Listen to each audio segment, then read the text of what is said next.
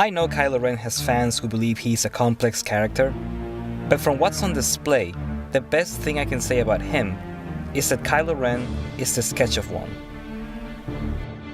In order for a character to be complex, one of the bare minimum requisites is that he be conflicted. He needs to be fighting at least two opposing impulses. At first glance, it may seem like Kylo Ren fits this category. He says he's fighting the pull of the light, and that he won't be seduced by the light side. And I actually enjoy the way he phrases that last one. There's a problem though. We never see a single moment that demonstrates Kylo Ren wants to do good. We see him decapitate people, mind rape them, strangle them, throw tantrums, and kill his own father.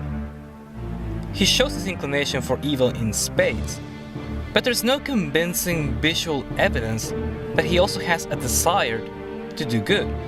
The one moment where Kylo Ren might conceivably show a proclivity for being good is on the bridge where he and Han meet, but it happens too late in the story.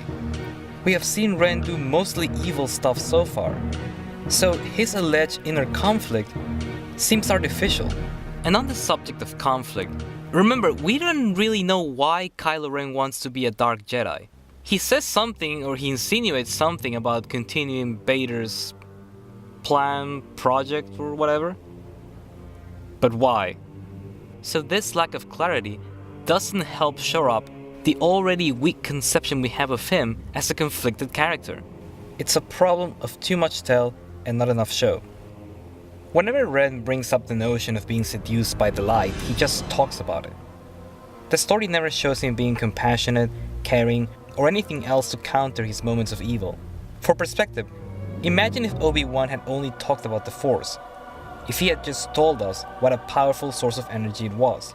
And now imagine if that was the only mention of the Force up until the Death Star trench run. Wouldn't that feel like a last-minute cheat? Like a cool sounding concept that wasn't developed properly? So while Obi-Wan himself doesn't demonstrate the power of the Force in this scene, Darth Vader does it in the scene right after. And later, Obi-Wan does a little show and tell of his own. There's one more demonstration and another. So by the time we're on the trench run, we're convinced that the Force is real. That's one half of the problem with Kylo Ren though. He's not only unconvincing as a potential agent of good, he's also second-rate as an agent of evil. We meet Kylo Ren when he and Max von Sydow have a confrontation. From the old man's posture, you can tell he's not intimidated. But what matters most is the way he talks, and what he says. Something far worse has happened to you. The First Order rose from the dark side. You did not. Doesn't he sound like a disappointed headmaster? Kylo Ren lets him have at it. He never asserts his authority until this moment. I can't win an argument, so I guess I'll just kill you. Let's look at a similar scene from A New Hope. Like Max von Sydow, Leia immediately tries to take charge, to prove she's not intimidated. Vader, however, interrupts her to remind her who's in charge. The Imperial Senate will not sit still for this. When they hear you've attacked a diplomatic... Don't act so surprised, Your Highness. Leia tries again, and although she has her say, Vader silences her and puts Leia back in her place. I'm a member of the Imperial Senate on a diplomatic mission to Alderaan. You are part of the Rebel Alliance and a traitor. Take her away! Plus, he keeps her alive because she has valuable information. How does Kylo Ren deal with people who have information that he needs? Let's focus on the execution too. Kylo Ren decapitates the old man. A gruesome death on paper, a little too quick and clean on the screen.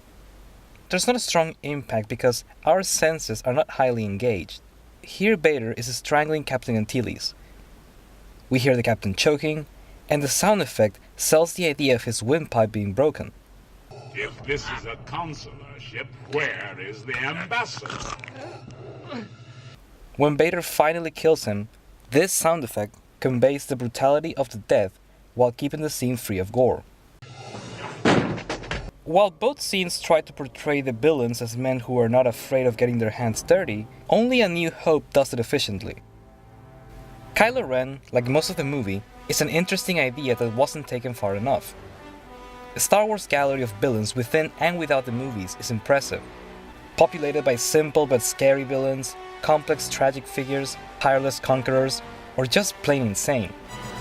How can somebody as poorly conceived and so ineptly executed as Kylo Ren belong in this exalted company? Okay, so I'm getting to the point where it's hard for me to keep a calm demeanor, which tells me it's time to get personal. Which means it's time to kickstart my rant and explain why praising The Force Awakens is, in the long term, incredibly damaging to the standing of the Star Wars franchise. I'll do that in the next episode, so stay tuned.